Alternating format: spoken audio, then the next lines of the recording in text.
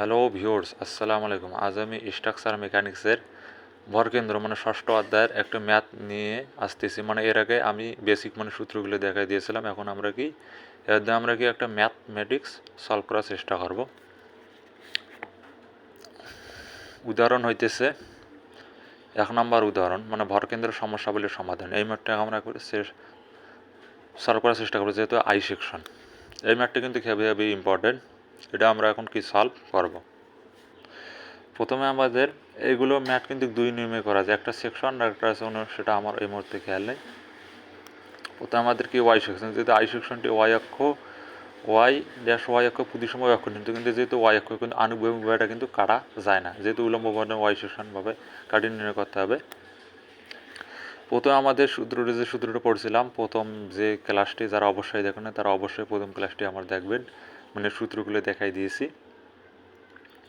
যে এ ওয়ান বলতে আমাদের কী বোঝে, ক্ষেত্রফল। এইখানে কিন্তু আমাদের কয়টা সেকশন রয়েছে, 3টে সেকশন। এই যে এইখানে দেখাই দিয়েছে, এই যে এইখানে একটা আয়তাকার সেকশন, এইখানে 2 নম্বর এটা সেকশন, এটা হচ্ছে 3 নম্বর সেকশন। প্রথম যেহেতু 1 নম্বর সেকশন আমাদের কী কিনতে হবে, ক্ষেত্রফল। যেহেতু আয়তাকার সেকশনের সূত্র হবে, আয়তাকার সেকশনের মানে ক্ষেত্রফলের সূত্র দৈর্ঘ্য গুণ প্রস্থ। এর ক্ষেত্রফল নিলে সূত্র যদি হবে তাহলে 20 ইন্টু সাই, তাহলে ক্ষেত্রফল হবে 80 বর্গ সেন্টিমিটার। এর যেহেতু মানে ওয়াই অক্ষ বরাবর যে ভারকেন্দ্র নির্ণয় করব, এর ভারকেন্দ্রটা যেহেতু একটা প্রথম 1 নম্বর সেকশন, এর অর্ধেক যে এইখানে তো আছে 4 সেন্টিমিটার যদি অর্ধেক করি এই যে, তাহলে 2 সেন্টিমিটার। এর ভারকেন্দ্র হইতেছে 2 সেন্টিমিটার মানে অর্ধেক। দ্বিতীয় নম্বর যদি সেকশনটা আসি, আর এই যে উলম্বভাবে যে সেকশনটা, এটাও কিন্তু কাউতের সেকশন। এর সূত্র দৈর্ঘ্য গুণন প্রস্থ। যদি আমরা হিসাব করি, ক্যালকুলেশন করি, হবে এই যে 16, এইখান থেকে এইখানে দূরত্ব কত, 16, আর এই কত দেওয়া আছে 4 সেন্টিমিটার। 16 গুণন 4, তাহলে 64 বর্গ সেন্টিমিটার। এখন যদি আমরা ওয়াই2 মানে এর যদি ভরকেন্দ্র যদি বিবেচনা করি, আমাদের কী করতে হবে, যে এইখানে কত দেওয়া আছে 4 যোগ এইটার, এখন এর দূরত্ব কত, 16 ভাগ 2, যে 4 যোগ 16 ভাগ 2।